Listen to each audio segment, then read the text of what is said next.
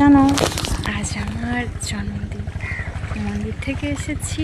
জন্মদিনে আমি মন্দিরে গিয়ে মহাদেবের কাছে মহাদেবের আশীর্বাদ। মহাদেব শুধু সাথে থাকলেই হয়েছে। আর অনেকগুলো ইচ্ছে ছিল। 1 নম্বর ইচ্ছে এই যে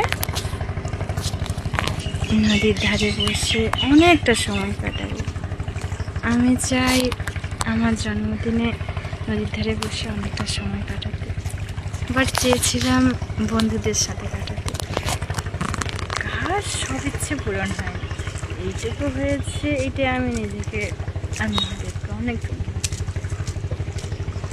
সব ইচ্ছে তো ছড়া পূরণ হয় না, বাট এই নদীর ধার, এই নৌকোগুলো অনেক হ্যাপিনেস নিয়ে আসে।